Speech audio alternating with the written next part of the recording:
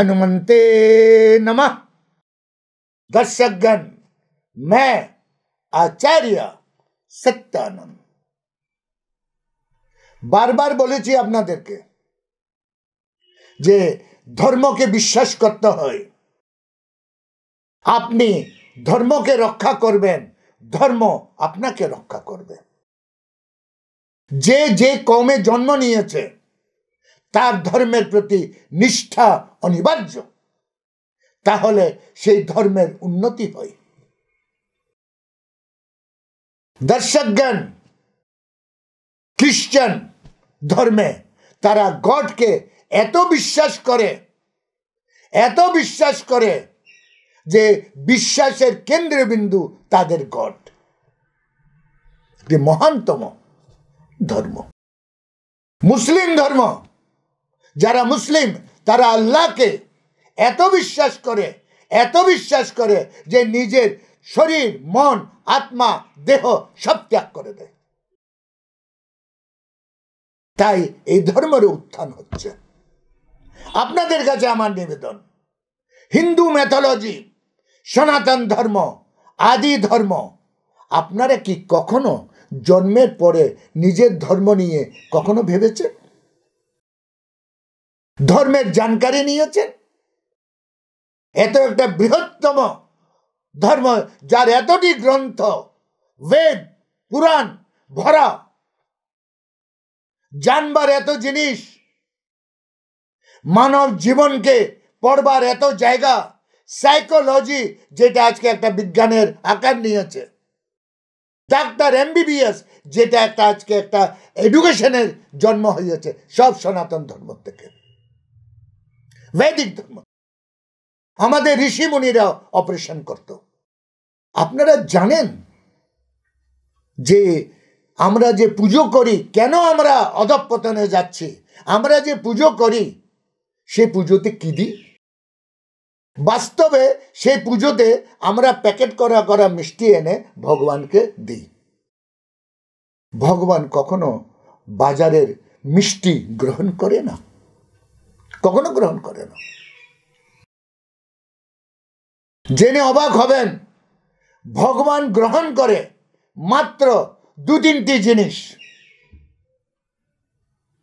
একটি হচ্ছে ভাতসা।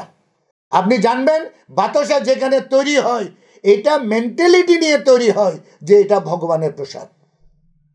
তাই সেখানে স্বচ্ছতা এবং নিরামিষতা, নানা জিনিসের একটা হিফাজত হয়। মিহিদানা, মিহিদানা মানে যেটাকে ওই মিহিদানা নয় যেটা আমরা লাড্ডু বানাই, একটা স্পেশাল আছে। আর দ্বিতীয়ত আরো একটা জিনিস, দর্শকগণ, গোটা নারিকেল যেটাতে উপরে হবে। বাতাসা আর গুড়, প্রসাদ আর ভোগের ডিফারেন্স শুনুন। মনে রাখবেন, যে জিনিসগুলো রেডিমেড কিনছেন ওটা প্রসাদ, আর যেটা আপনি বানাচ্ছেন ওটা ভোগ। যেমন ঈশ্বরকে আপনাকে দিতে হয় পায়স, খিচুড়ি, যেটা আপনি নিজে বানাচ্ছেন স্বচ্ছতামূলক, এটাকে বলা ভোগ। ঈশ্বরকে যেটা ভোগ দিচ্ছেন। আর প্রসাদ স্বরূপ প্রতিদিনের পুজোর জন্য, রোজানা পুজোর জন্য আপনি দিচ্ছেন শুধু বাতাসা, এবং এই প্রসাদটা আপনি খাবেন না, এই প্রসাদটা আপনি বিতরণ করবেন। দর্শকগণ, বাতাসার প্রসাদটা জীব জন্তু সবাইকে বিতরণ করবেন, চিটি, পাখি, পক্ষী, মানুষ সবাইকে। এটা হচ্ছে আপনার দৈনন্দিন পুজো। অনেক লোকে আতপ চাল দিয়ে পুজো করে, আতপ চাল যেটা পক্ষীরা খায়, শুদ্ধ আতপ চাল। শুধু আতপ চাল 5টা খোপ বানিয়ে দেয়, কেন কি 5-এর ধর্মে অনেক মহত্ব। তাই দর্শকগণ, আজকের থেকে যখনই আপনি কোনো পুজো বাড়িতে করেন ইয়া কোনো বিশেষ অনুষ্ঠানে করেন, 2টা জিনিস মাথায় রাখবেন, ভোগ আর প্রসাদ। প্রসাদ রেডিমেড, ভোগ যেটা নির্মাণ করেন, খিচুড়ি হয়, পায়স হয়, নানা রকমের আরো ভোগ হয়, নানা রকমের যেটা আপনি নির্মাণ করছেন পবিত্রভাবে ঈশ্বরকে চড়াবার জন্য, ভোগ।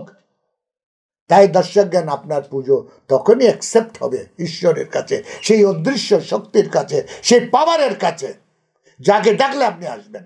তাই আজকের থেকে নিজের পূজাকে একটু সাবধানে করুন। দেখুন, আপনার পূজার সঙ্গে সঙ্গে দ্বিতীয় দিন আপনি ফল পাবেন। আজকে আমার সময় এখানে শেষ। এটা ধর্ম, আমার এই এপিসোড কোনো টোটকা ইয়ে নয়, একটা ধর্মের প্রতি নলেজও।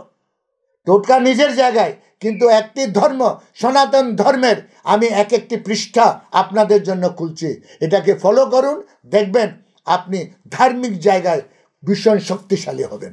আজকে আমার সময় এখানে শেষ। কাল আমি আবার আসছি আরও একটি টোটকা নিয়ে। ততক্ষণের জন্য বিদায়।